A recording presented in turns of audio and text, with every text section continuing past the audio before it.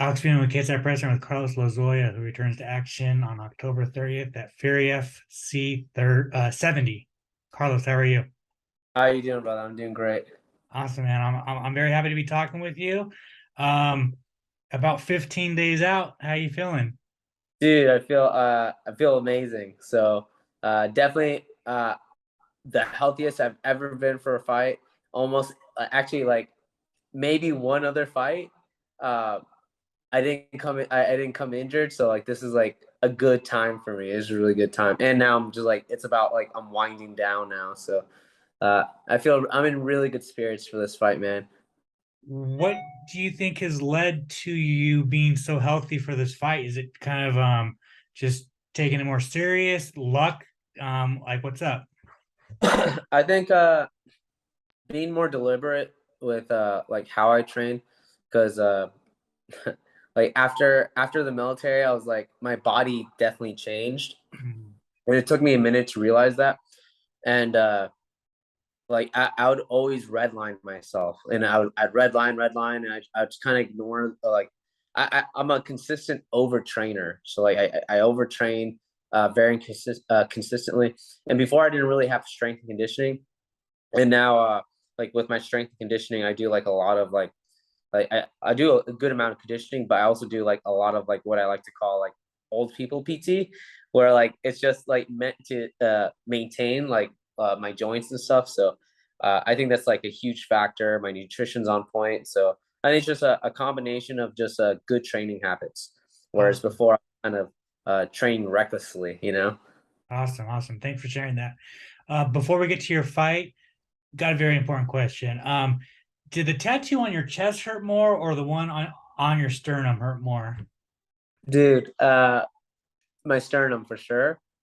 Yeah, that one I remember getting it done and I felt it run up to my chin.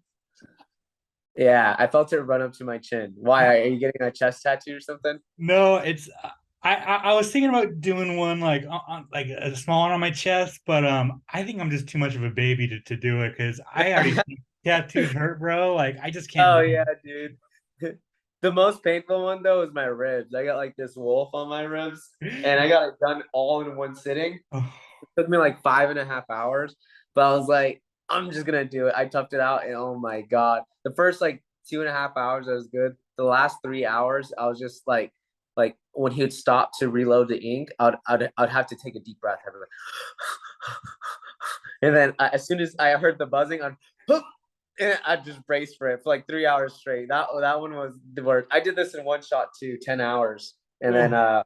yeah, but that one wasn't as bad. The next day, my arm swelled up. It swelled up like completely, and then I couldn't use my arm for like 2 weeks. But yeah, Yeah, well, it's just like the stuff like up here hurts enough. So I can't even imagine getting like my stomach tatted or my chest. I can't do it. I just can't do it. Like if my there's arms hurt, I can't do it. yeah, there's some spots that are super odd, like the soft part of your stomach. Like I remember getting my stomach done, I felt my ribs vibrating. Like you feel it's just weird stuff like that. You're like you don't expect it, but yeah, it's very odd for sure. Yeah, I know it's. I always laugh at people who say like tattoos don't hurt. It's just like you're just saying that for attention, bro. Like tattoos hurt. I don't care who you are. If like if you stay on a chair for long enough, you're gonna be in excruciating pain. That shit hurts. Absolutely, absolutely. 6 months since your fight with Randy, man. How do you feel about that performance?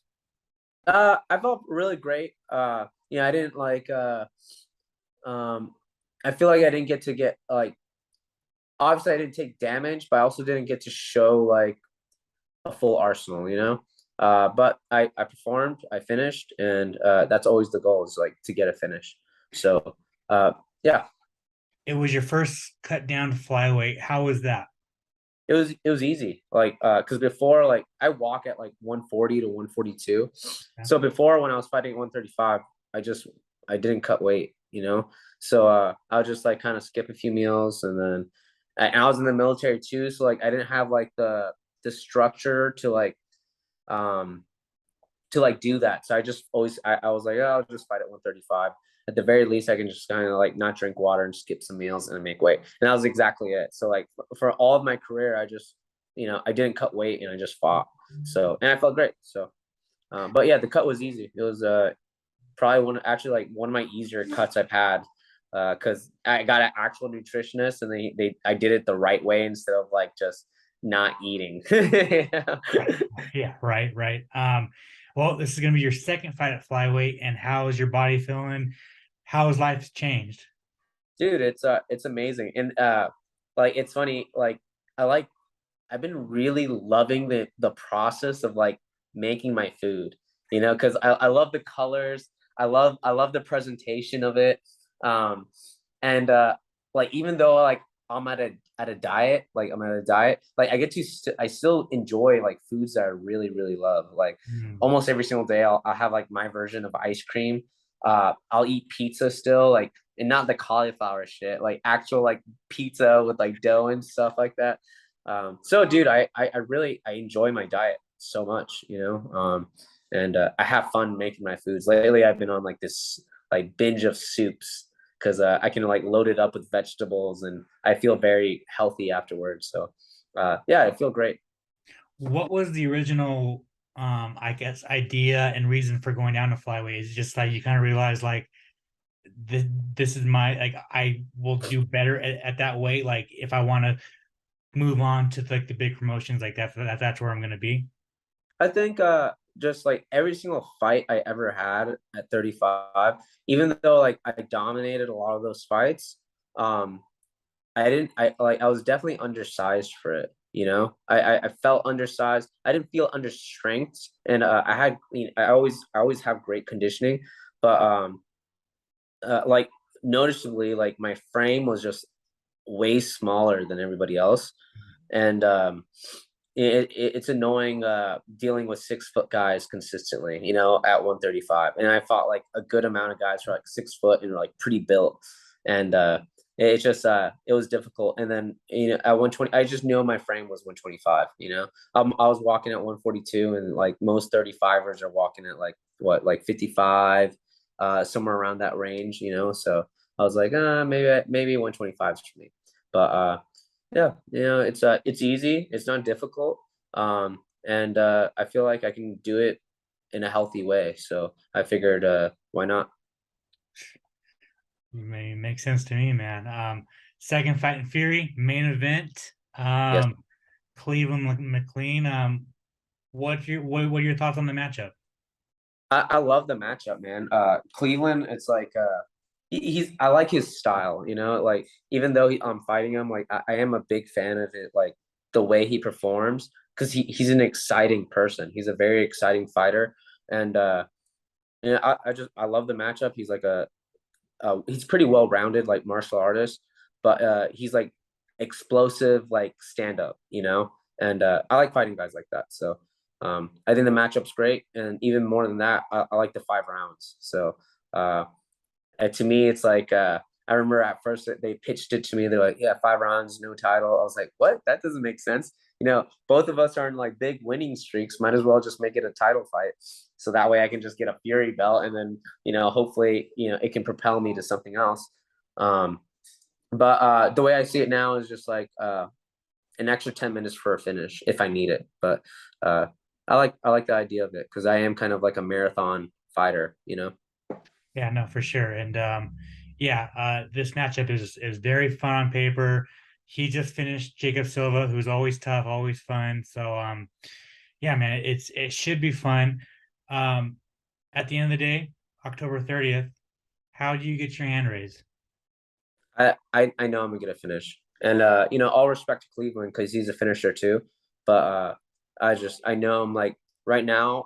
I know I'm like levels above anybody in the regional scene, and I know where I belong, and I know like even at the UFC, once I get to the UFC, I'm gonna be doing the same thing.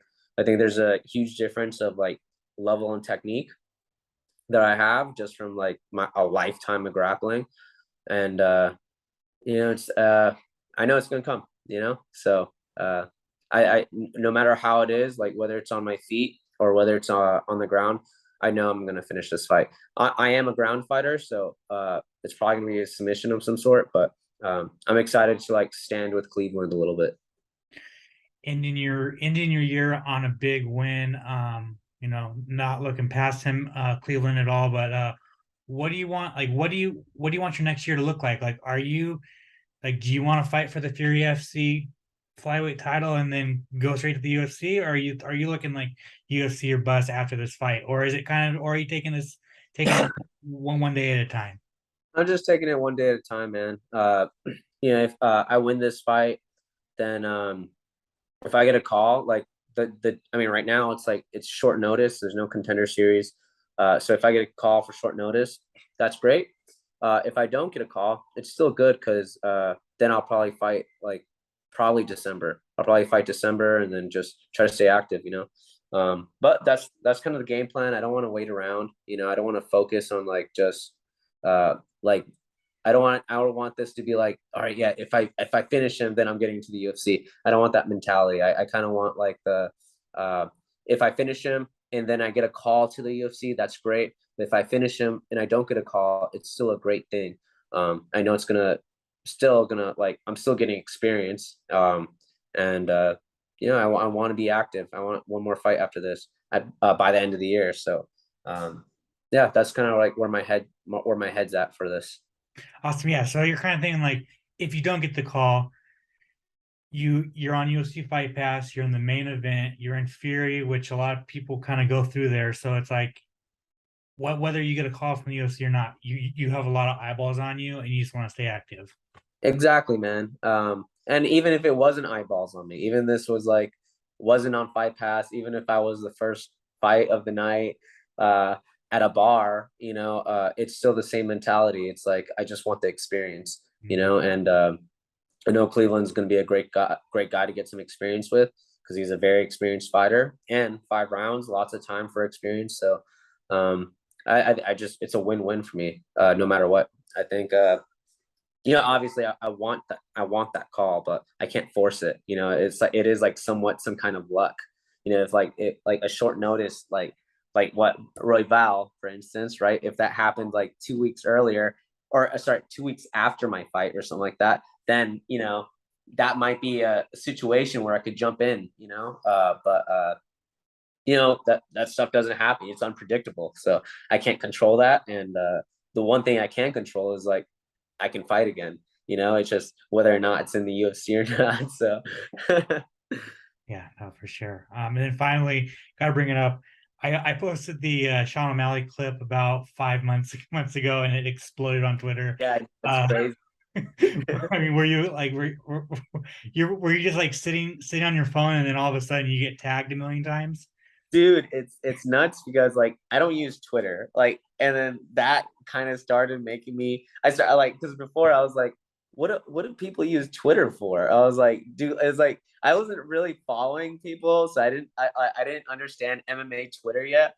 And then that's what got me into MMA Twitter. And then like as soon as like I got this big flush of like following and people talking smack on O'Malley, uh then I was like, oh wow, like I got to see like all the drama of MMA, and it's like it's instant. Like uh when that whole night the whole card changed overnight, like I was just refreshing Twitter all the time. I was like, all right, what's the news? What's the news? It's addictive.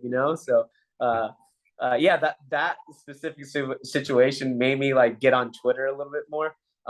But yeah, it's just like that whole situation with me and O'Malley. It's funny, because it was like 20 years ago or whatever, and it was my first fight, and it was exactly that. It was just an amateur fight, but it's good to get like publicity from it, at the expense of Sean, but whatever, it's a game. Yeah, no, absolutely, absolutely. Uh, awesome, awesome, cool. Carlos, thank you so much for your time, man. I really appreciate it. If you want to plug your social media, plug any sponsors you might have, and if you want to thank anybody, the floor is yours. Absolutely. You can follow me at Carlos Lozoya MMA on Instagram and Twitter. And then I'd like to shout out Joe Lozon for always letting me train and giving me a good environment to grow. and then Tom Hafers with USMMA, and then special shout out to Connor Matthews, my main training partner, and Ranger Dan with Coffin Coffee Company. They always tongue twister. They always hook me up with coffee, and I'm addicted to coffee, so I really appreciate him. So thank you very much, Alex.